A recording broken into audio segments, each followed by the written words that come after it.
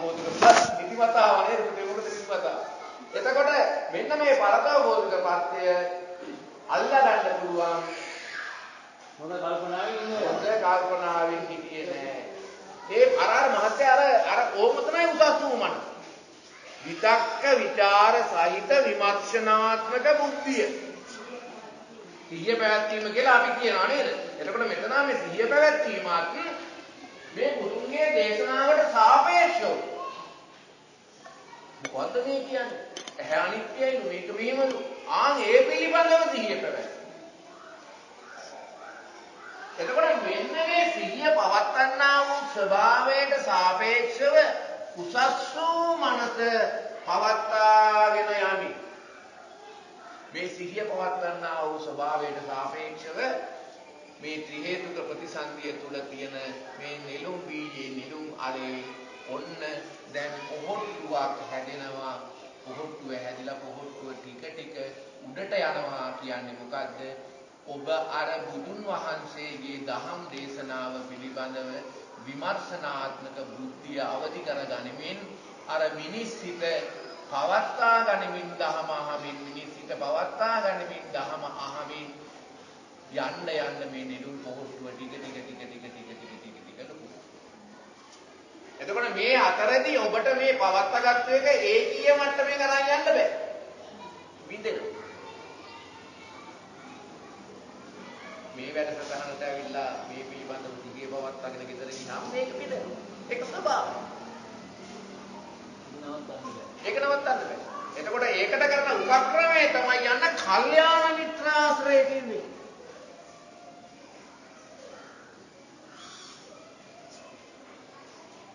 දැන් මහත්තයා අරකට යන්න නැතුව මේක නේද? අන්න ඒ බලන්න ඒක ප්‍රබල වෙනකොට මේකෙන් සුවයක් ලැබෙනකොට මේකට ආසාව වෙනකොට අර පැත්ත අතහැරෙනවා. එතකොට මේකට උපක්‍රමයක් විදිහට කියනවා මේ මිනිස් සිත පවත්වා ගැනීමට උසස් මනස පවත්වා ගන්නට ඔබ ඇසුරු කළ යුත්තේ කල්යාණ මිත්‍රයෝ. ඇයි මොකද? කල්යාණ මිත්‍රයෙක් තමයි උසස් මනස කියන්නේ. එයා වැඩි දේවල් කියන්නේ නෑ. එයා කියන්නේ උසස් මනස. ලෝකයේ දැකීමට නෙවෙයි ලැහැත්ති වෙන්නේ. ලෝකයේ දකින්නේ මන ඇතින්නේ.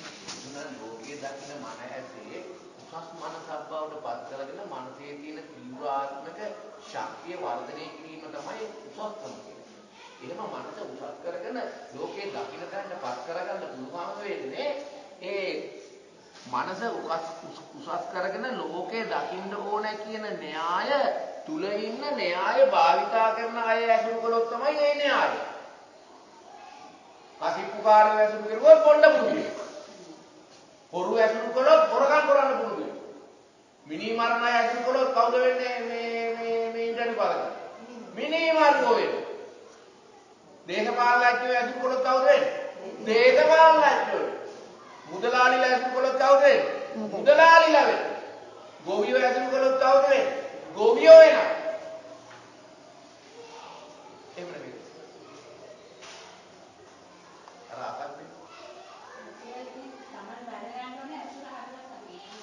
තමන් දැනගන්නත් තමන්ට විමර්ශන බුද්ධිය ඕනේ නෝනා. ඔතන දැන් ඕකනේ බැරි වෙලා තියෙන්නේ. දැන් තමන්ට අර ස්වාර්ථය කියන අර මිනිස් හිත පවත්වා ගන්න. මිනිස් හිත පවත්වා ගන්න බැරි වුණොත් තමන්ට දැන් තමන් දැනගන්න ඕන තමන් කවුද ඇසුරු කරන්නේ. හරි. දැන් කොහොමද අපි ඔක තීරණය කරන්නේ කියන්නේ? දැන් ගොවියෙක් වෙන්න ඕන. දැන් ගොවියෙක් වෙන්න ඕනේ පුතා වන්දියේ ඇසුරු කරනවා. එතකොට පුතාට සාපේක්ෂව වෙන්න ඕන ගොවියෙක් නම් දැන් එයා දැනගන්න ඕන කවුරු ඇසුරු කරන්නේ? ගොවියෝ ඇසුරු. එතකොට තමන් දැනගන්න ඕන කියන අර්ථයක් තියෙනවා අභිප්‍රායට සාපේක්ෂව තමන්ගේ අභිප්‍රාය ඉස්තරිත කර ගැනීමට තමන් ඇසුරු කළ යුත්තේ කවුද කියන තැන තියෙනවා. අන්න විමර්ශන බුද්ධියේ හරි ප්‍රබල තීව්‍ර තත්ත්වයක් මේන්නේ. මේ අවස්ථාවේ මහත සමුම ආයේ තීන්දුව කරගන්න. ළමම තීන්දුව කරගන්නවා. එතකොට මෙන්න මේක තමයි කියන්නේ. අර පරතෝගෝධක ප්‍රත්‍යයෙන් මේක අහනකොට දැන් ඔන්න මේ මොකද්ද මගේ චිත්තභාවයට හුරු කරන්න ඕනද කියන දේ Taman තේරුම් ගන්න ඕනේ. දැන් බුදුදහමට කලින් ලෞකික ජීවිතයේ මේ ත්‍රි හේතුක ප්‍රතිසන්දිය ලැබපු කෙනා විතක්ක ਵਿචාර බුද්ධිය තියාගෙන මනුස්ස සිතක් තියා. දැන් මේ මනුස්ස සිතක යම් ප්‍රමාණයක් පවත්වාගත්තේ නැති කිසිම කෙනෙකුට මේ භෞතික ලෝකයේ ශ්‍රේෂ්ඨයෙක් වෙන්න බෑ. නෝනට ගුරුවරයෙක් වෙන්න බෑ. නෝනා මනුස්ස සිතක් පවත්වාගෙන අදාළ අධ්‍යාපනය හැදෑරුවේ නැත්තම්. මහත්යන මහත්යාගේ වෘත්තියට යන්න බෑ. මනුස්ස සිතක් පවත්වාගෙන අදාළ වෘත්තිය පිළිබඳව හැකියාව ලබා ගත්තේ නැත්තම්. අපේ මහත්යාටත් බෑ එහෙම යන්න. මහත්යාගේ අදාළ වෘත්තියට සාපේක්ෂව මනුස්ස සිත පවත්වා. ඒ වුණොත් තමයි මේ වෘත්තියේ ජයග්‍රාහක ඉලක්කයක් කරා ගමන් කරන්න පුළුවන් වෙන්නේ. එහෙනම් ඕනෑම භෞතික අරමුණක් තුළ ඉදිරියට යන ඕනෑම කෙනෙකුට මනුස්ස සිත අත්‍යවශ්‍යයි. හැබැයි බුදුහාමුදුරුවෝ කතා කරන්නේ කෙසේ තත්ත්වයන් තුළ මනුස්ස සිත පවත්වලා මේ භෞතික ලෝකයේ මොන ආකාරයේ තරාතිරම් ලබා ගත්තා. ඒ සෑම තරාතිරමක්ම දුකටම හේතු වෙනවා කියන එක බුදුහාමුදුරුවෝ කතා කරනවා. එතකොට අන්න එතනදී තමයි අපි තීරණය කරන්නේ එහෙනම් මේ භෞතිකමය தත්ත්වයන් ලබා ගැනීම පමණද මිනිස් සිත පවත්වා ගැනීමේ ස්වභාවය තුළ තියෙන්න ඕනේ. එහෙම නැත්නම් මේක අතික්‍රමණය කරමින් මේ දුක කියන එකෙන් අයින් වීමේ අන්න තීරණය ගන්න. ඒ තීරණය ගන්නත් දහම අහලා ඉන්න ඕනේ. දහම අහපු නැති කෙනෙකුට ඒක ගන්නත් බෑ. අන්න බලන්න. දැන් කිතුණුවෙක් ඉන්නවා. කිතුණු භක්තිකයා කිතුණුවා දේශුස් වහන්සේ විශේෂ උන්වහන්සේගේ දේශිත ධර්ම විශේෂ දෘෂ්ටිගත වුණා. කිතුණු භක්තිකයෙක් නොතිබුණා. එයාගේ මනස පරාසය නවතිනෝනේ කියන්නේ. එයාගේ මනස පරාසය එයාගේ විමර්ශන බුද්ධිය එක්තරා රාමුවක් ඇතුලේ අර දේශනා ශෛලිය ඇතුලේ ඒ දේශනාව ඇතුලේ ඒ බැම්ම ඇතුලේ ඉර වෙනවා. ඊට පස්සේ එයා ඉතින් එහාට එළියට යන්නේ නැහැ. ඒ කියන්නේ එයාගේ විමර්ශන බුද්ධිය නවත්තලා තිබ්බයක ගන්න. මුසල්මාන මහත්තයා එයාගේ මනුෂ්‍ය බුද්ධිය අරගෙන උසස් මනස අරගෙන නබිනායකතුමාගේ දේශනාව තුළ දෘෂ්ටිගත වුණා. එතනින් එහාට හිතන්න ගියේ නැත්තම් එයාගේ උසස් මනස විකසිත වෙන ප්‍රමාණය නැවතුණා. පිපෙන්න බෑ. එතින් එහාට යන්නේ හින්දුන් තුළ හින්දු ධර්ම තුලත් එහෙමයි. ආර්ථික විද්‍යාඥයෙක් එයාගේ ආර්ථික මෙය දර්ශනය තුළ උද්දීපනය කරගත්තු උසස් මනස ඒ ආර්ථික න්‍යායයන් තුළ ඉර කරගත්තා. එයා එතන ඉර වුණා. දොස්තර මහත්තයෙක් එයාගේ වෛද්‍ය දැනුම තුළ ඒක ඉර කරගත්තා. එයා එතන ඉර වුණා. ගුරුවරයෙක් Tamanගේ අදාළ විෂය පතේ විශේෂ ඒක ඉර කරගත්තා. එයා එතන ඉර වුණා. වඩුකාරී ඕනම භෞතික ලෝකයේ ඕනම කෙනෙක් දෙවියෙක් බ්‍රහ්මයෙක් ඕන කෙනෙක් බ්‍රහ්මයෙක් සමාධි සුවයට ඇවිල්ලා එතන ඉරනොත් එයා එතන ඉරවුණා. ඒ කියන්නේ විකසිත කරගත්තු උසස් මනස යම් න්‍යායක් තුල හිර කරගත්තා. ඉතින් එහාට හිතන්න යන්නේ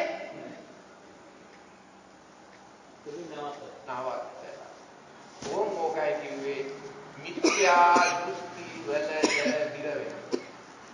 ත්‍රි හේතුකයි ප්‍රතිසන්දිය උසස් මනසක් ලැබුවා. ඒ උසස් මනස ලැබුවපත් උසස් මනස ක්‍රියාත්මක වෙන වෙලාවකදී මොනවා හෝ දෘෂ්ටියක් අරගෙන දෘෂ්ටිය තුල හිර වුණා. දැන් එතනින් එහාට යන්නේ එතකොට මොකක්ද කියන්නේ මිත්‍යා දෘෂ්ටි කියන්නේ? අන්න බුදුදහම මිත්‍යා දෘෂ්ටිය කියන වචනේ මම කියන්නේ ඒකයි. මිත්‍යා දෘෂ්ටිය කියන්නේ ගරහන්න ඕන වචනයක් නෙමෙයි. යම් දෘෂ්ටීන් තුල උසස් මනසේ විකසිත භාවයේ නවතා ඇත. එක්තරා සීමාව.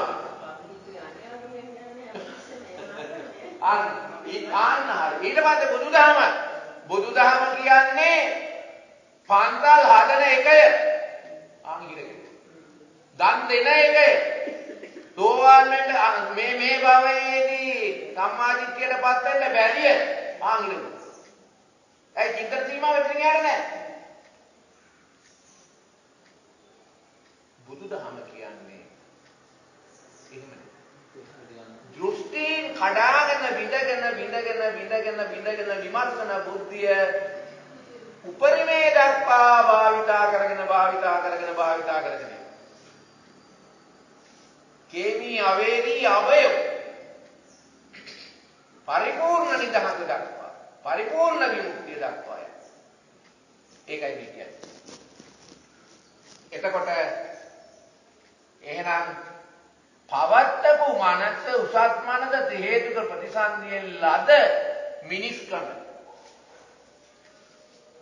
බුදුදහම අහලා බුදුදහමේ පෙන්නන ඉලක්කය දෙසට ගමන් කිරීමට දැන් අන්න අර මිනිස්කම භාවිතා කරන්න පටන් ගන්නවා. ඒ භාවිතා කිරීමේ තමයි මේ පෙන්නන්නේ. එතකොට මෙන්න මෙතනදී මේ අලේ ඇතුළෙම බීජය හැදෙන්නේ නැතුව මේ පොහොට්ටුව හැදෙන්නේ නැතුව මේ පොහොට්ටුව කාලා දාන පොහොට්ටු තියෙනවා මේවා මෙන්න මේ පාව දාන පොහොට්ටු මෙතනින් පොහොට්ටු විනාශ වෙනවා ගොඩක් ඒ වගේ ඒවට කිව්වා පද්ද පරම. ඒ කියන්නේ ත්‍රි හේතුක ප්‍රතිසන්දියක් ලැබුවා. ඒ වෙලාවේ උසස් මනසකුත් ලැබුණා. හැබැයි ලැබුණට මෙයාට අහන්න දකින්න ලැබුණෙම කල්යාණ මිත්‍ර නෙවෙයි පාප මිත්‍ර ලක්ෂණ. කොහේ හරි තැනක මේ නිසා හිර වුණා. මිත්‍යා දෘෂ්ටිය තුල හිර වුණා. දැන් මොකද වෙන්නේ? චින්තන හැකියාව එතනින් එහාට බෑ. මේ මහා වස්තුවේ කියන අයගේ කම්පියුටර් වලින් දේන ටික විතර. නෝනා දේන ටික විතරයි නේ. ඉතින් එහාට චින්තන බලයක් තියෙනවා. එයාලගේ දේන බේස් එකේ වෙරිච්ච හැටි පොඩි උන්ට. එතකොට චින්තන බලයක් නැහැ. අන්න පදපාර. දෘෂ්ටියෙන් තුල දෘෂ්ටිගත වෙලා ඉර වුණා. ඉතින් දැන් මොකද වෙන්නේ? පදපාර. එතනින් එහාට හිතන්න බෑ. නෙయ్య වෙන්නවත් බෑ. අන්න මේකට කිව්වා කාකුට්ටෝ මැඩියෝ කාකුට්ටෝ මැඩියෝ මාළු කාවයියෝ අරුමෙව් මෙන්න මේ බීජයේ තියෙන පොහොට්ටුව හට ගන්න කියන ටික කාරණා. ඉතින් එහෙම වුණාම මොකද වෙන්නේ? සමහර අය කාකුට්ටෝ දුක්ඛි කරගන්නවා. සමහර අය මැඩියෝ වියේ කුලයි කියාගෙන ඉන්නවා. සමහර අය මේ කාවයියෝ හොඳයි කියාගෙන ඉන්නවා. සමහර අය ආද හොඳයි කියාගෙන ඉන්නවා. අන්න පද පද මෙන්න මේ ආදංගේ කපුට්ටන්ගේ අනම්මන දේරම ආලා ඒ වුණාට මෙතෙවදී ගන්නේ නැතුව මේක වැඩි එකක් චුට්ටක් තියෙනවා කියලා අරගෙන දුක්ඛිගත වෙන්නතු ඕ චුට්ටක් කියලා පොට්ටු පිටලා ටිකක් දැන් දෙකේ ඔරගලින්න මම තව මේ ගැන හිතන්න ඕනේ අර එකපාරට සමහර ජීවිතේ කියපු හැටි අර අපි කියන්නේ ක්ෂණික සද්දා දැකපු හැටි ප්‍රසාද. හැබැයි දැකපු හැටි ප්‍රසාදේ මාතින් ඉවරයි. වෙන එකක් ආපු හැටි දුක් ගලයට. අර අචල සංකල සද්දාව කියන්නේ. සංකල සද්දාව සතියයි දෙකයි මාසයයි අවුරුද්දයි ඉවරයි. වෙන එකක් ඊට වැඩිය ලොකු එකක් ආපු හැටි පළවෙනි රැල්ල නගින්නේ අඩි 20යි. ඉස්සරලාම අඩි 20 රැල්ල දකින්නකොට මොහොතේ වම්මෝ හරි ලස්සනයි ෂෝකුටට නගිනවා අනේ හරි ලස්සනයි ඕන පළවෙනි මිත්‍ය රැල්ල ඉතින් අල්ලන්නේ ඉතින් මොකද මිත්‍ය රැල්ල කියනවා ඉතින් ඒකට 10 එකක් එනවා 5 එකක් එනවා 8 එකක් එනවා 15 එකක් එනවා 20 එකකින් අල්ලනවා හොඳයි දැන් ඔක දැක්ක ඉන්න පොඩි එක පාටම නගිනවා අඩි 30 රැල්ල 20 මොකද්ද අනේ කලින් දැකපු රැල්ල මොකද්ද මේකනේ රැල්ල ආන්න ඊට පස්සේ තියාගන්න ඊට පස්සේ ආයි ඉති පහන යනවා 20 වෙනව දැන් ගන්න. දැන් 20 ගණන් ගන්නවා. දැන් තියාලා මේ මොකද කරන්නේ? අපි 45ට. දැන් 30 දැම්ම බලලා. පේනව නේද ඔය මේ සංකර සද්දාවේ ඇති. රැලි වල දෙයක් ඔය. එතකොට මෙන්න මේ කාලය මේ ජලතලයේ යට කියන මෙන්න කාලය දැන් බණ අහනවා. අනිත්‍යත් අහනවා. විදර්ශනාවත් පුරුදු කරනවා. හැබැයි පුරුදු කළාට පරිස්සම් වෙන්න ඕන රැළියනවා.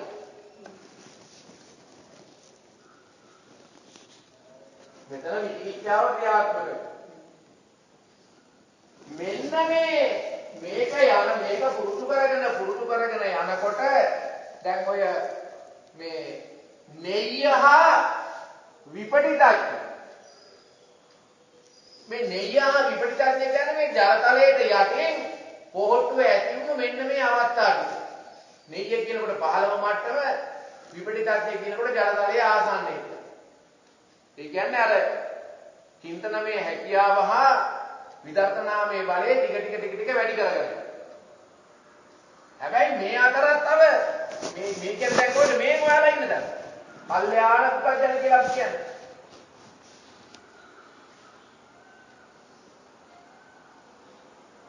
දැන් සමහර අයට නිදිමතක් එනවා. නේ? එනවා නිදිමත එනවා. දැන් නිදිමත එනකොට බලන්නේවට දැන් මොකද තමන් ඉන්නේ කොහෙද? දැන් මේ මොකද නිදිමත එන්නේ? දැන් අර මේක දැන් තමන්ට දරන්න බැරි සීමාවක් එනවා. දැන් මේ ප්‍රඥා චෛතසිකයේ හැඩය. එක්කෝ ප්‍රඥා චෛතසිකය. නැත්තම් පාප ශක්තියක් බලපාලා කර්ම විපාකයක් කරනවා. ඔකට ගුණත් ඒවත් තියෙනවා. සමහර අය ප්‍රඥාවක් දෙනවා පාප විපාකයක් දෙනවා අර අවබෝධය වහන්න. සමහර අයට පුණ්‍ය ශක්තිය තිබ්බට ප්‍රඥා ශක්තිය නෑ. එතකොට මොකද වෙන්නේ? එතකොට තීන මිද්දේ. තේරෙන්නේ නැහැ වාගේ. එහෙම එකක්. ඉතින් එතකොට අපි ඒ ආයත බැන්නට හරියන්නේ නැහැ. අපි එතකොට ඒ ආයත නිර්පත් කරන්න ඕනේ. ඒ ආයත සීමාවෙන් තව ඉන්නේ උඩට. එතකොට ඉන්නේ ජල මට්ටමේ යත් නේද කල්යාණ පුතඥ. ඔව්. මේ දෙන්නව යාදින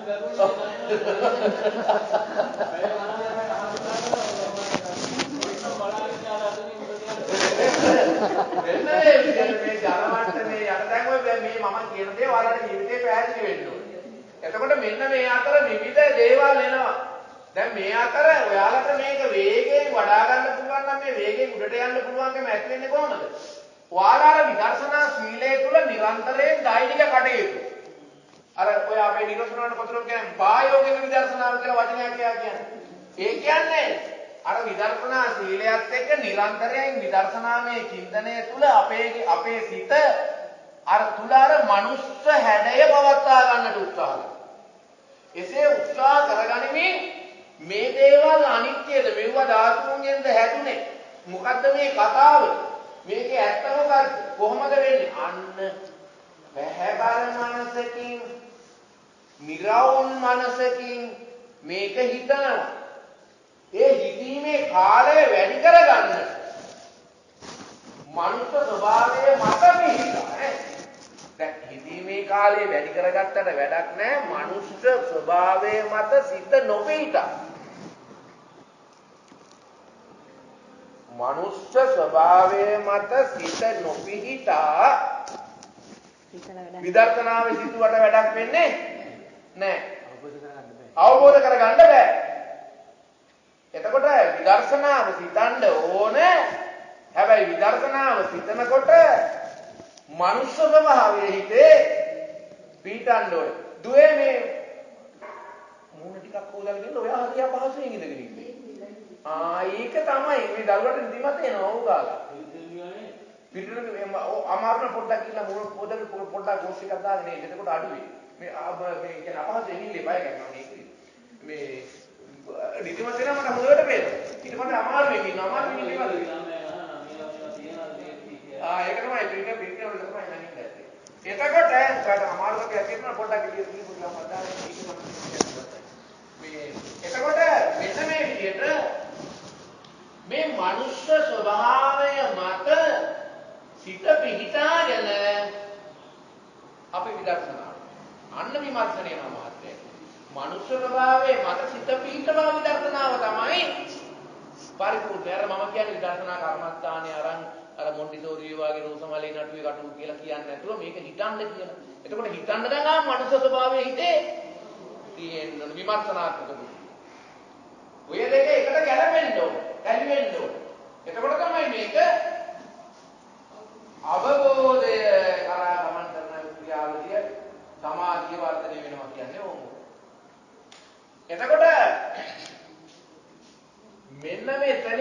යට තියෙන කොටස හරි අවදානම් කාල පරාසයක්. හොඳ ගමනක් යනවා. හැබැයි හොඳ ගමනක් ගියාට අදිෂ්ඨානය ඒ ගමන යන්න ඕන කියන අදිෂ්ඨානය 100%ක්ම තම බලවත් වෙලා නැහැ. ආන් 10න් කියනවා සත්‍යාව බලයක් වෙලා නැහැ. වීර්ය බලයක් වෙලා නැහැ. ඉන්ද්‍රිය වෙලා තියෙනවා. ඉන්ද්‍රිය බල වෙලා. එතකොට බලයක් වෙලා සතිය බලයක් වෙලා සමාධිය බලයක් වෙලා නැහැ. ප්‍රඥාව බලයක් වෙලා නැහැ. ඒ නිසා ඕනම මොහොතක මේක වඩා ප්‍රබල දෙයක් ආවොත් මේක කැඩෙන්නත් පුළුවන් සම්භාවිතාවක් 100ක 30ක 40කින් තියෙනවා. සීලේ බලවත් විදියට හදා ගන්න ඕනේ. විමර්ශන බුද්ධිය හරි විදියට අරගෙන නැවත මේක භාවිතා කරන්න ඕනේ. මේක නැවත භාවිතා කරනකොට මේ පිළිබඳවම තමන්ගේ අවබෝධයේ වර්ධනය වීමම තමයි මේ නිරුක්ෝධයට යනවා. මෙතන තමයි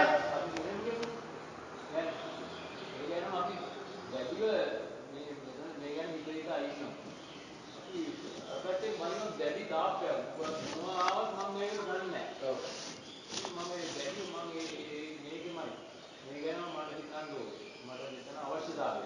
මේකම කියලා හිතනකොට හරි ඒ අඩු වෙනවා. ඒක තමයි මහත්තයා කියන්නේ ඔය මොනවද මේ සතර ඉද්ධිපාද වලට කියන්නේ. ඡන්ද, චිත්ත, විරිය, විමර්ශා ඉද්ධිපාද දිනු කරා. අදිෂ්ඨාන ඒක තමයි කියන්නේ. ඒ බැරිය දෙක හදාගන්න. වෙන කිසිම දෙයකට එන්න ඉඩක් නෑ. ඉර්ධිපාද ඔය ඉර්ධිපාද කියන්නේ ඔක මේ ඔය උඩින් යටින් යන කතාව නෙමෙයි කියන්නේ ඉර්ධිපාද. ඉර්ධි කියන්නේ සුවිතේදී ශක්තිය. මේ සිත දැඩිව තමයි ආන්න සුවිතේදී ශක්තිමත් සිත් අදිෂ්ඨානමය සුවිශේෂී චිත්තමය හැඩතල හතරක් හදාගන්න. එකක් තමයි ඡන්ද. ඡන්ද කිව්වේ අනිවාර්යෙන්ම මම මේ ගමන ගෙහිලා සම්මා දිට්ඨියට යනවාමයි. ඡන්ද ඉර්ධිපාද. දැඩිම කැමැත්ත. ඊට පස්සේ චිත්ත හැම වෙලාවෙම අර කැමැත්තත් එක්ක ඒ කැමැත්ත ඉෂ්ට කර ගැනීමටම සිත ඒ තුල පිහිටවනවාමයි. චිත්ත ඉර්ධිපාද. ඊට පස්සේ විරිය ඒ අදිස්ථානය ඒ අභිප්‍රාය ඉෂ්ට කර ගැනීමට අවශ්‍ය ක්‍රියාකාරකම විදර්ශනාව මිනිස් මනසක් නිර්මාණය කර ගනිමින් නොකඩවා අදිස්ථානයේ දක්වා වඩනවාමයි වීර්යය. විමර්ශා මිනිස් මනසක් තියාගෙන මේ විදසුන් කර්මස්ථානයන් විමර්ශනය කරනවා අවබෝධය දක්වාම.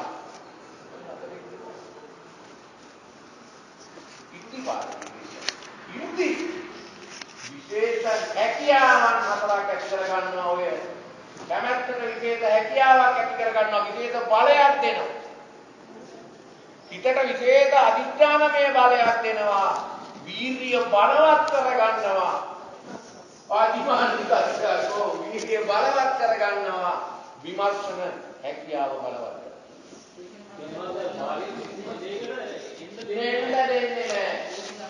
බෝධියංග කිව්වේ ඒක නිවනේ අංග වුණා. එතකොට මෙතෙන්ද යනකම් බෝධිපාක්ෂික තමයි පූර්ණේ වෙන්නේ. මෙතනින් උඩක් තියෙනවා. ඕනම ටික මේකේ තමයි. විපටිත නෙය්‍ය විපටිත බෝධිපාක්ෂික ධර්ම තමයි කියන්නේ. යට කොට. ජනමතේ උඩ බැයිද පුළුවන්. එහෙම ගියාම පුළුවන්. very good. අනිවාර්යෙන් පුළුවන්. මොකද ඇත්තටම මෙතන මාත්‍ය අධිෂ්ඨානය අර විදියට බලවත් වෙලා දැන් මේ යන්න පුළුවන් කියලානේ අර රැකීමට යන්න පුළුවන් නේ. දැන් ඔය ආහාර යන්න නැතුව කටින්ට යන්න නැතුව මේක මාත්‍ය ඔව්වර අපිට සිද්ධීන් උනා. ඔක බැලුමට පේන්නේ සිද්ධීන්නේ.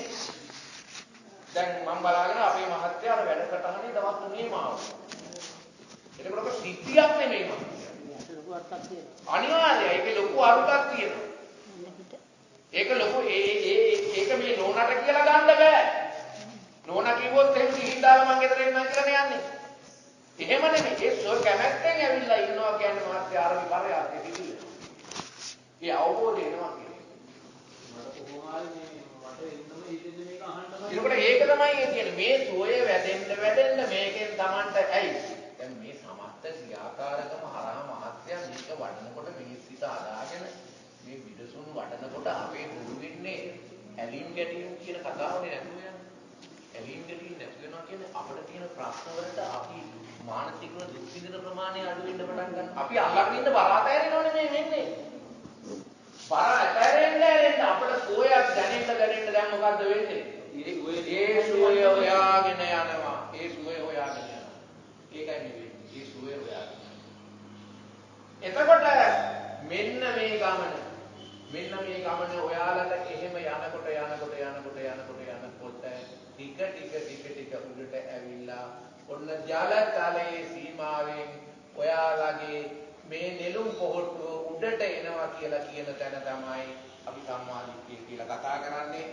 උග්ගණිකයි.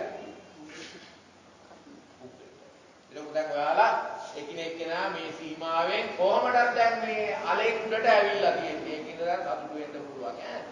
අලේ උඩට ඇවිල්ලා සමහර අය අලේට ආසන්න වෙටි, සමහර අය අලේ සෑහෙන පැත්තට ඇවිල්ලා ඇති. සමහර අය ජලතලයේ ආද්දර නිකන් දැන් වතුරේ ගෑවෙනව නොගෑවෙනව මට්ටමේ ඈ තියෙනවා ඇති. සමහර අය උඩට ආපු අයත් ඇති. එතකොට මෙන්න මේ උඩට එනවා කියන තැන තමයි අපි සම්මාදිට්ඨිය කියලා කියන්නේ. මොකද අන්න දැන් හරියටම බුදුහාමුදුරුවෝ කියපු දේ දැන් Tamanට දකින්න පුළුවන් සීමාවට උඩට එම තමයි. ඒ කියන්නේ බාහිර ලෝකේ දකිනවා. මේ ජලතලයේ තමයි සංසාර සාගරය කියලා කිව්වොත්. ඒක ඇතුළේනවා පින්නේ. ඒක ඇතුලේ තමයි ඉන්නේ. ආන්න මෙන්න ලෝකෝත්තර. මේක ඇතුලේ ඉන්න පේන්නේ මෙන්න මෙතනින් උඩට ආපු හැටියේ ඔන්න දැන් ලෝකය පේනවා. ලින්දෙන් උඩට ආවා. සංසාර ලින්දෙන් උඩට ආපුවා දැන් ලෝකෙ පේනවා. තව තවත් ලෝකෙ බලන්න ඕනේ කියලා මොකද කරන්නේ? තවත් උඩට යනවා. ඉතින් සකදාගාමී කිව්වා, අනාගාමී කිව්වා, රහත් උඩටම නැගලා බැලුවා. මොනවා බලන්නද? කිසි දෙයක් බලන්න නැහැ, මොකවත් නැහැ. මොකවත් නැත්නම් ලෝකෙ වැඩක් නැහැ, මොකවත් නැහැ. අන්න නිරෝධය. එතෙන්ටයි මේ කියන්නේ. එතකොට මෙන්න මේ විදිහට මේ උග්ගටිතඥ විපටිතඥ නෙය්‍ය පදපරණ. එතකොට මේකේ බොහෝ සීමාවල් ඔයාලා පහු කරගෙන ඇවිත් තියෙනවා. ඔයාලගේ පූර්ව කර්ම ශක්තියින්ගේ ක්‍රියාකාරකම් මත. ඉතින් ඔයාලා අපි දැන් ඔයාලා ඉන්න තැන ඉඳලා ගත්තාම ඉන්නේ මෙන්න මේ ටිකේනේ. ඒ කියන්නේ නෙය්‍යහ විපටිතඥ. නෙය්‍යහ විපටිතඥ කියන්නේ ගහම අවබෝධ කරගන්න පුළුවන් පදනමක් මේ වෙනකොට ඔයාලගේ ජීවිතවලට දාගෙන තියෙනවා. බොහෝ දෙනෙක්. එතකොට මෙන්න මේ දාගෙන තියෙන දේ උඩටම යන්න නම් එහෙම නැත්නම් මේ සාගරයේ සීමාවෙන් උඩට ගිහිල්ලා සූර්යාලෝකය ලබාගෙන ලෝකයේ විතරේ දකින්න නම් ඔයාලා මොකද කරන්න ඕනේ? මනුස්ස හිත නොකඩවා පවත්වා ගන්න උත්සාහ දරමින් හැම වෙලාවෙම මොය විදසුන් කර්මස්ථානයන් වලින් කියන ලෝක විතරය හිතන්න. විමර්ශනය ඇති වෙමින් පැවතෙමින් නැති වෙමින් ඇති වෙමින් පවතින පවතිමින් නැති වෙමින් ඇති වෙන අපේ මේ ලොව අනියතයි මගේ මේ සිත අනියතයි දැනෙන සිතුවිලි අනියතයි සියලු රූපම අනියතයි. දැන් මේක මෙහෙම කිව්වට බෑ. අර අතන හරියට උපාදය තිතිය වංගය. ඇති වෙමින් පැවතෙමින් නැති වෙන නැති වෙමින් ඇති වෙමින් පවතින පවතිමින් නැති වෙමින් නැති වෙන. එතකොට මේ ස්වභාවය අපි දකින්න ඕනේ. ඇහි මේ ස්වභාවය, ඇහැට පේන රූප වල මේ ස්වභාවය, ශබ්ද වර්ණ ගන්ධ රස වල මේ මොකද උවනේ අපි අල්ලගෙන ඉන්නේ. අල්ලගන්නේ ගැටෙන්නේ ආසාවෙන්, ද්වේෂයෙන්. ලෝකේ අපේ සිත සිතුයි මේවා විඳින විදිය දකින්න. දැන් මේක හිතන්න ඕනේ. දැන් අර බුද්ධානුස්සතියේ බුදුහාමුදුරුවෝ එක තරක කියනවා බුද්ධානුස්සතිය කියන්නේ. දැන් බුදු ගුණ භාවනාව වඩනකොට සමහර අයට බුද්ධ රූපයක් නැවිලා පේනවා. බලන්න. අර හිතට ඒක දෙන්න මොකක්ද උනේ? ඉතින් ඒකට අපේ සමහර උන්දලා හිතනවා මම බුදුන් දැක්ක දැන් නිවන් දාරු කියලා. දැන් එහෙමනේ අපි හරි. දැන් අපි හරි බුද්ධානුස්සතිය වඩනවා. බුද්ධානුස්සතිය වඩනකොට දැන් මේ අනේ බුදුහාමුදුරුවෝ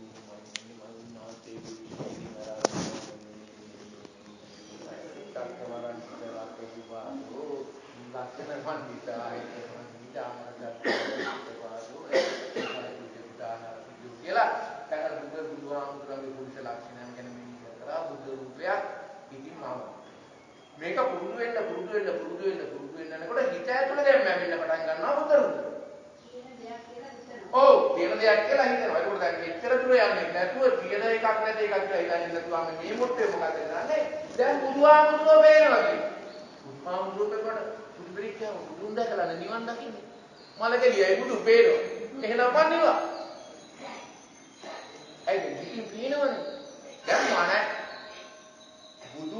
බුදුහාමුදුරුවන්ගේ රූපකාය පිළිබඳව දෙතිස් මහා පුරුෂ ලක්ෂණ පිළිබඳව මානසිකාරයේ කිරීම තුළ දැන් ඒ ඒ මානසිකාරාත්මක සුද්ධාස්තක විසින් මනසට පෙන්නලා දුන්නා බුද්ධ ප්‍රතිමාව. බුද්ධ රූපයක් දැන් පේනවා. දැන් බුද්ධ රූපේ පේනවා බුදු ගුණ භාවනාව කෙරෙන්නේ. දැන් බුද්ධ රූපේ පේනවා. දැන් සාහත් දැන් හරි. බුදුන් දැක්කද ඉන්නවා. ගොඩින්ම බුදුන් දැකලා. ඒව මොකුත් නෑ. අනිත්‍ය දකින්න ඕන බුදුන් දකින්න කියන එක නෑ. බුදුන් දකින්න දකින්නට නෑන්නේ. ඔව්. ඉතින් බුදුන් දැක්කා දැන් බුද්ධ රූපේ දැක්කා දෙකට දැන් වැඩේ හරියට නිවා. සාදු මට බුදුන් පේනවා. වැඩේ වරද්දක.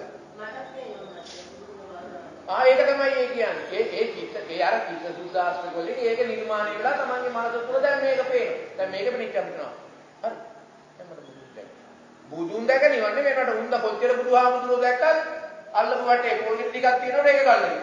තරහ කාලයක් යනකොට කනකෙන්ද ගහන්නේ. ඒකට බුදුන් දැක්ක. පාලනය කරගන්න බෑ. බුද්ධ පිළිතුර හිතේ පේ. ඒක සමහරයි. බුදුන් දැක නිවන් කියන්නේ එහෙම නෙමෙයි. බුදුන් දැක නිවන් කියලා කියන්නේ කිසි දෙයක් එක්ක ඇලෙන්නේ නැති ගැටෙන්නේ නැති මනස. බුදුන් දැක්කත් ඇලෙන්නේ නැහැ මේ මනස. දේවදත්තය දැක්කත් ගැටෙන්නේ නැහැ මේ මනස. බුදුන් දැක්කත් ධාතු චලනයේ වේ. මාර්ගයේ පුත්‍රයා දැක්කත් ධාතු චලනයේ වේ. ඒක නේ. අර බයංවා චම්මිකත්තංවා ලෝමහංසෝ නැසති කියන්නේ. බය වෙන්න ඇත්තේ බය වෙන්න දෙයක් නැහැ. අවිතරාගෝ විතදෝෂෝ විතමෝ. රාග දේශ මොහ නැහැ. රාග දේශ මොහ නැති වෙන්නේ මොකද? රාග දේශ මොහ ඇති වෙන්නේ මොනවා හරි රූප ශබ්ද ගන්ධ රස වලට. ඉතින් රූපත් නැත්තම් ශබ්දත් නැත්තම් ගන්ධත් නැත්තම් රසත් නැත්තම් පහසක් නැත්තම් මොනවටද රාග දේශ මොහ ඇති?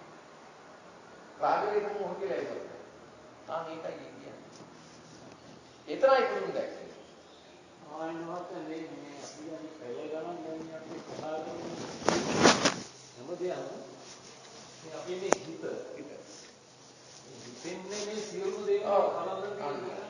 එතකොට මේ හිත අපි ලෝකයට ඇලෙන්නේ නැතුව ලෝකයේ අවබෝධ කරගන්නා වූ ස්වභාවයකට පත් කර ගැනීමට තමයි මේ අපි මේ ව්‍යායාමය කරන්නේ. අපේ මේ සිතට බෙහෙතක් දෙනවා. අපේ මේ සිතට බෙහෙතක් දීලා අපේ හිතේ තියෙන සංසාරයට බැඳුණු සංසාර රෝගයෙන් මිදෙන්න අපි හිතට බෙහෙතක් දෙනවා. ඇන්ටිබයොටික් එකක් දෙනවා. සංසාර රෝගේ සංසාර වෛරස් ටික දැන් මරලා දානවා. ඒකයි මේ කරන්නේ. පාලනය කරනවා. පාලනය කරලා අවසානයේ සම්පූර්ණයෙන්ම හිතක් නැති කරලා දේරම නැති කරලා. මොකද මේක හිතියොත් ආයේ පාලනය කරනකොට යටින් මතුවෙනවා. ඒක ඉන්න නැතරම. ඒකයි මේ කරන්න යන්නේ.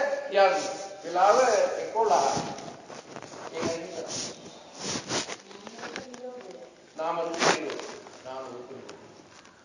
වචන මොනවද වෙන්නේ? සිත කය කියන්නේ නාම රූප. එතකොට මෙන්න මේක තමයි ඔය කතාව. එහෙමනම් මේ කියපු මොන හරි නොතේරුම් ගන්න තියෙනවා. ඊළඟ ගැඹුරු විස්තරුම් ගැන තිබුණා. සංසාරයේ පිළිබඳව කර්ම විපාක හට ගන්න ආකාරය, කර්මයන් විනාශ කරන්න පුළුවන් වූ ආකාරය, මේ ආර්යයන්ගේ හැඩයන්, එතකොට පිළිහෙතුක ප්‍රතිසන්දිය, භවයන්, සුගති දුගති, එතකොට දිව්‍ය කියන ස්වභාවය අපි මේ වචන වල හිර වෙලා වචන හරියට අපි නිරුක්ති කරගන්න නැතුව ඒ වචන වල හිර වෙලා අපි එක එක දෘෂ්ටි වල ඉන්න හැටි ඔයාලට මේ වගේ පේන්නේ නැති මේ එතකොට අර කිච්ඡං මච්ඡාන ජීවිතං කියන තැන මනුෂ්‍ය සිතක් පවත්වා ගැනීම පුදුම දුර්ලභකම. පුදුම දුර්ලභකම. මිනිස් ප්‍රතිසන්දියට වඩා දුර්ලභයි. මිනිස් ප්‍රතිසන්දිය ලබන වෙලාවේ එක චිත්ත වීදියනේ. එක චිත්ත වීදිය තමයි මරලා ගන්න චිත්ත වීදිය. අලෝභ ආදේශ අමෝහ ශක්ති තුන පෙරදරි කරගෙන ගිහින් අන්න මේ ඕපපාතික හෝ ජලාබුද ක්‍රම වලට ප්‍රතිසන්දියක් ගත්තොත් ඒ වේ මොහොතේදී මනුෂ්‍ය ප්‍රතිසන්දිය. ඒක දේව වෙන්න පුළුවන්, බ්‍රහ්ම වෙන්න පුළුවන්, මිනිස් වෙන්න පුළුවන්. මේ අර දිව්‍ය ලෝක කියන එකේ ආය වෙන්න පුළුවන්, නැත්නම් බ්‍රහ්ම ලෝක වෙන්න පුළුවන්, මිනිස් වෙන්න පුළුවන්, අසුනිකාය වෙන්න පුළුවන්. හැබැයි මේ ප්‍රතිසන්දියේ පස්යයි කර්මානුභූතීව අරමුණු වෙනවා. ඒන අරමුණු අල්ලාගන්නේ ලෝක මූලිකව, දේශ මූලිකව ආයතන මිනිස් කම නැතුව ගිහිල්ලා ඒ ලෝක දේශ මොහ ස්වභාවයට සාපේක්ෂ චිත්ත විදිනවා. ඒකට මිනිස් ස්වභාවය නැතුව. ඒකට යාම ඒ නිසා තමයි කියන්නේ මිනිස් ස්වභාවය පවත්වා. දැන් ඔය ඕකින්ද තමයි සම්මුති ලෝකේ ඔය මනුස්ස කියන හැඩය තියෙන සත්වයෝ අතින් ලෝකෙට හිරිහැරයක් වෙන ප්‍රමාණය 90%කින්ම අඩුයි. මනුස්ස කියන්නේ. ඒ කියන්නේ මනුස්ස කියන්නේ මේ අපි අර කියපු මේ කයේ මනුස්සය නෙමෙයි. කයේ දෙයියෝ නෙමෙයි. කයේ ඉන්න දෙයියෝ මනුස්ස වෙනවා නම් ඉතින් කාලි දෙවියන්ගේ ස්වරූපයට ආපුවම පාර්වතී දේවි කොහොමද වෙන්නේ? පාර්වතී දේවගෙන කාලි වේශයට ආපුවම මොකද කරන්නේ? පාර්වතී දේවගෙන සියාකාන්තාවගේ ස්වරූපයට ආපුවම මොකද කරන්නේ? ඒ කියන්නේ මොකක්ද වෙන්නේ? ඔය පෙන්නන්නේ චෛත්‍යික වල හැඩය. මේ පාර්වතී දේවියට යකෙක් වෙන්නත් පුළුවන්, මනුස්සයෙක් වෙන්නත් පුළුවන්, පෙරේතයෙක් වෙන්නත් පුළුවන්, ඉරිදෙනෙක් වෙන්නත්. ඒ කියන්නේ මොකද? හැම කෙනාගේම හිතවල පාර්වතී කෙනෙක් ඉන්නවා. හැම කෙනාගේම හිතවල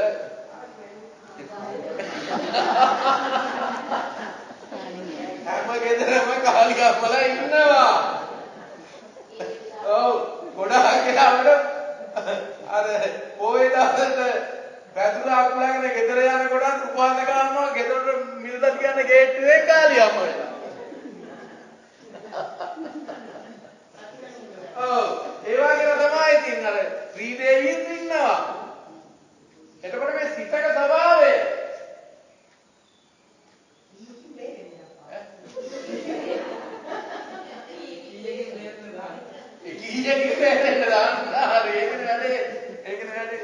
එතකොට දැන් අපි අර මේ ශක්ති කියලා කියන්නේ අර කාලිය ආවේ ඒකේ ආවේශ වෙනවා කියන්නේ ඒකයි.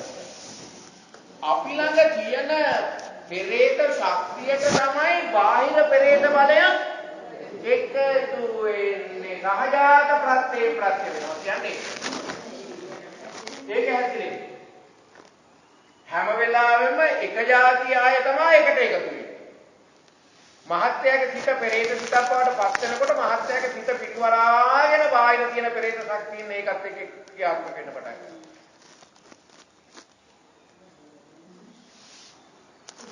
ආයි මේ ඔය නූල් අරව මෙව කොහොමද දාලා හරියන්නේ? අපේ හිත ඇතුලේ පෙරේතයා මතුණු හැටි බාහිර පෙරේතයකට එකතු. මේ පෙරේත අර ඇති වුණු සිතින් බිඳෙන චිත්තද රූප කලාප නිකුත් කරනකොට ඒව ආකර්ෂණය වෙන්නේ පෙරේත ශක්තිය.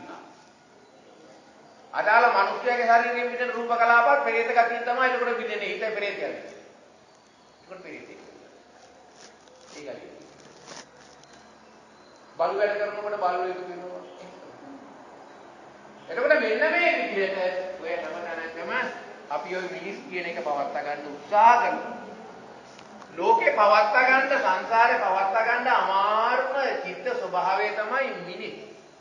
මන උස චිත්ත ශක්තියක් තුළ ලෝකෙට හිරිහැර වෙන්නේ නැහැ. දැන් මහත්තයා ඔන්න ඕකයි අර කියන්නේ. මිනිස්සයා කියන්නේ ඒකයි.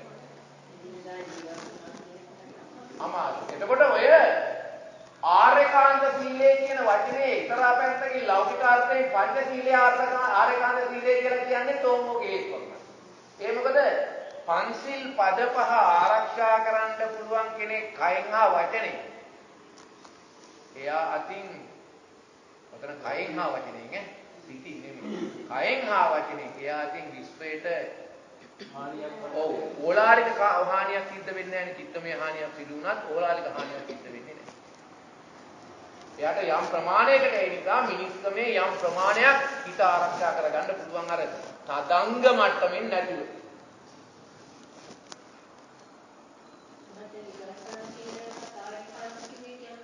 ඔව්.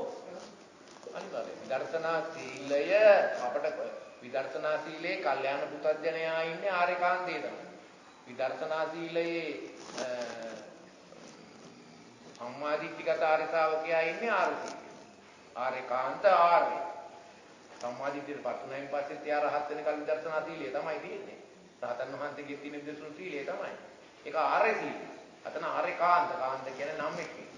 එතකොට ඒක විදර්ශනා පංච සීලේ බවට පරිවර්තනය. දැන් ඇත්තටම ඔය පංචශීල ආර්යකාන්ත කිව්වේ ඕකට.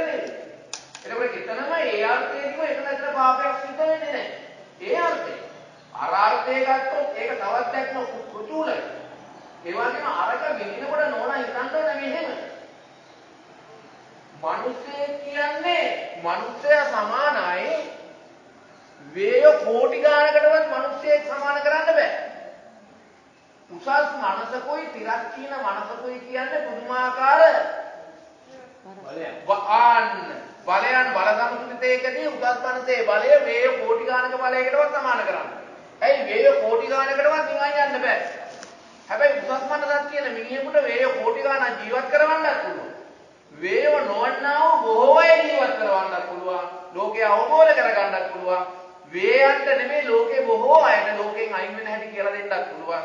Tamanට සංසාරයෙන් අයින් වෙන්නත් පුළුවන්. එතකොට විදර්ශනා වඩන කෙනෙක් ලෝකෙට ලොකු සාන්තියක් කරනවා කියන්නේ මොකද දන්නවද?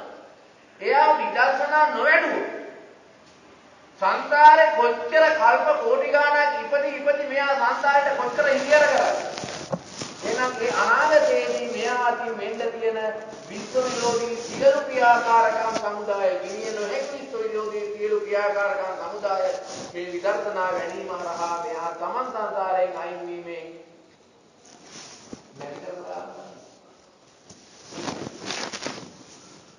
සංසාරේ නෝන සංසාරයෙන් අයින් වීම විදර්ශනා. හරි මොන සංසාරයෙන් අයින් වෙන්නේ නැත්තම් නෝන අනාගතයේ තව වේගවත් කෝටි කිරියක් කඩයි.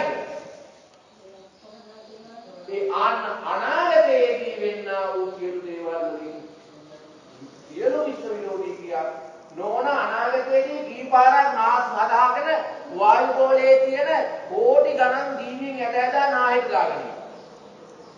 නෝන සංසාරේ කටක් හදාගෙන දිවක් හදාගෙන ආහාර කියලා ජලයේ තියලා කෝටි ගණන් සත්තු කොච්චර බඩෑකට දාගෙන විනාශ කරලා දාවි.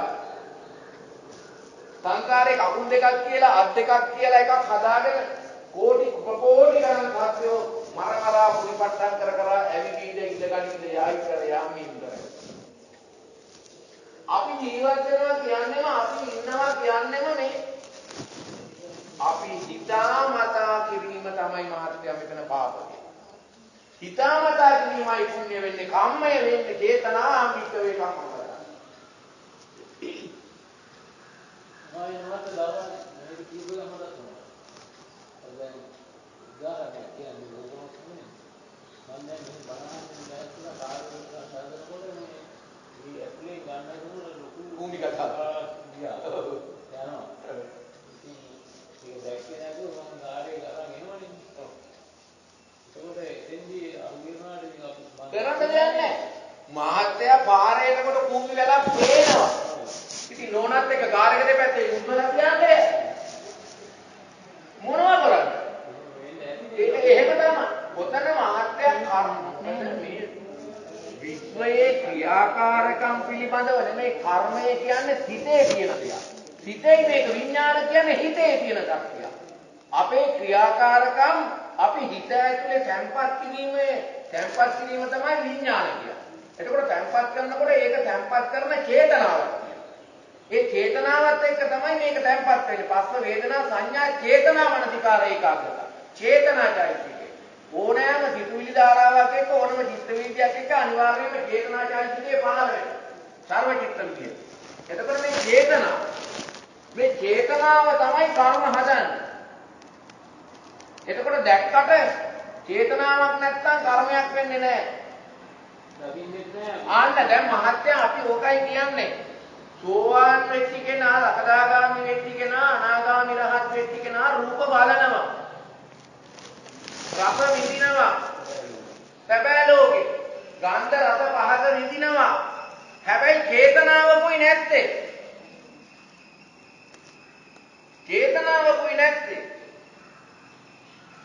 චේතනාව බොමු වෙන්නේ නිත්‍ය සංඥාවක් එක්ක.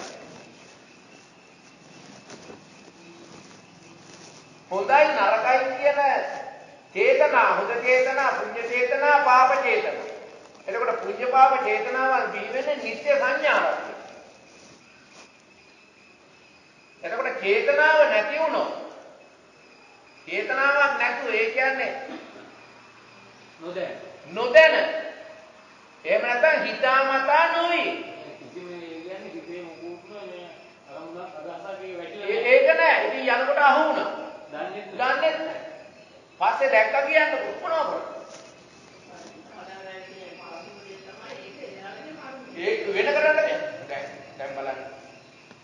අපි ගෙවල් දොරවල් ඉන්නකොට මේ කාලේ තියෙන ප්ලාස්ටික් අන්තරාවේ හැටියට ඔක පුච්චලා දාන්න නැතුව කරන්න දෙයක් තියෙනවා. ටිකක් කීකරන්නේ අරකයි මේකයි කිව්වට මේ ගමේ වල ඉන්න අපිට ඕකට ගෙනල්ලා මිල්වේක දාන්නේ නැහැ නේ ගේ ඉතරයි අපිට ඉතින් ප්ලාස්ටික් එක දෙවිහා පුච්චලා දාන්නේ ඔකේ ගොඩ ගහන්නේ පොළවේ වලලන්නේ වැල්ලුව පොළවත් ඉවරනේ ඉතින් ඕකේ එකතු කරලා ගිනි දාන්න. ගිනි දානකොට ඕකේ කොච්චර සද්දු බන්දරාවක් පිච්චෙනවා. හැබැයි අපිට සමහර වෙලාවල් වලට අපි මේ ගම් වල ඉන්න මිනිස්සු දිහට මහත්ය කොච්චර ගුරු ගොඩවල් පුච්චලා දානවා. අපි කරනවානේ. ඕක ලොකු විග්‍රහයකට ගිහින් බැලුවොත් එහෙම හැමතැනම තියෙන්නේ සත්ව ජීවිත කන්දරාවන්නේ කෝටි ප්‍රකෝටි. එතන අපි එතන අර අවිචාරවත්මකව නෙමෙයි. පුච්චනවා කියලා දකින්න හැමතැනම අහනුව වයින් ගින්දර දාගෙන රටම ගිනි තිබ්බා වගේ නෙමෙයිනේ. අපි ඒක පුච්චනකොට ක්‍රමයක් තියෙනවා. එක තැනකට ඇදලා දාලා අර අදහස තියෙනවානේ. ඒක අවමහාන ප්‍රජාතන්ත්‍රවාදී. එතකොට ප්‍රජාතන්ත්‍රවාදයෙන් අපි මේක අවම තැනකට දාලා අනුහානියක් යටතේ පුච්චනවා. අපි ඒක දන්නව කස්තියි. හැබැයි අපිට කරන්න දෙයක්.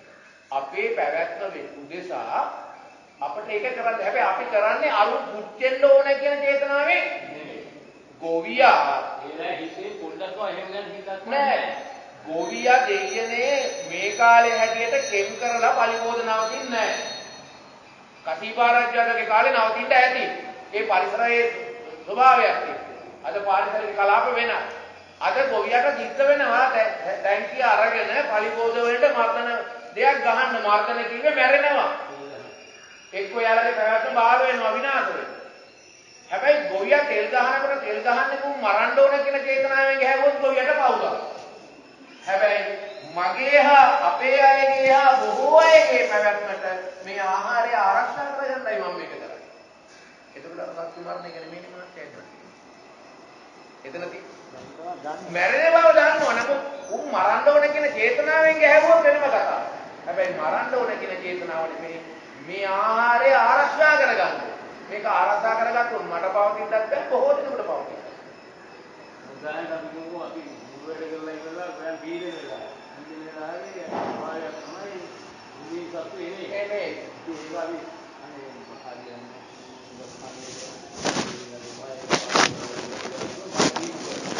මට තිබ්බ ඊට පස්සේ මගේ යැපෙන ආයේ කීදෙනෙක් නැතුව යනවා. ආ ඒ වෙලාවේ එහෙම නෙමෙයි අපි සතු කියන්නේ මොන වයිරකින් කොහොමද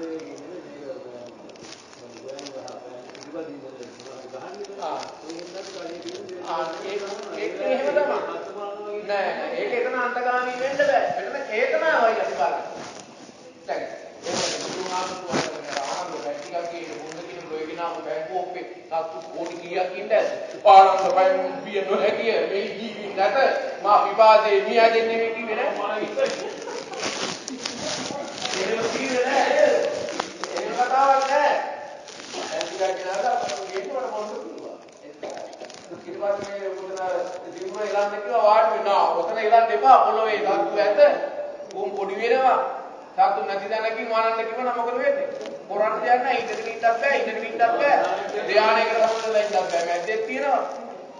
අර උපාසක මහත්තයෙක් කොහෙද වන්දනා ගමනක් ගියා වගේ වෙනවනේ ඊට පස්සේ. නිදා ගන්න ලැහැත් වෙනවලු. කකුල් දෙක දකුණට දානකොට චෛත්‍යය මතක් වෙනවා. අනිත් පැත්ත හැරෙනවලු උතුරට දානකොට ආයෙ චෛත්‍යය. උඩට කිසිම පැත්තකට කකුල් දාන්න බැරි බෝධි චෛත්‍යය හැමදාම. එළි වෙනකන් ඉඳගෙන ඉන්නේ. ඉතින් ආහේ වගේ වෙනවා. ඒක ප්‍රායෝගිකව කරන්න බෑ. ඒ නිසා අපි මේ தත්ත්වයන් තේරුම් ගන්න ඕන. එහෙමනම් මේ தත්ත්වයක් මේ අපි අද විග්‍රහ කරගත්ත දේ යම් ප්‍රමාණයකට වලට තේරෙන්න ඇති. මේක තව විස්තර කරනවා නම් ගොඩ දේවල් විස්තර කරන්න තියෙනවා. මේ පැය ගානක විස්තරයකට යන්න පුළුවන්. ඉතින් තා මේ උපරිචාරක විපරිචාරක ඊයේ පද කලම තව තවත් ගැඹුරු විග්‍රහයක් වලට. එතකොට අදට ඔයාලට තේරුම් ගන්න පුළුවන්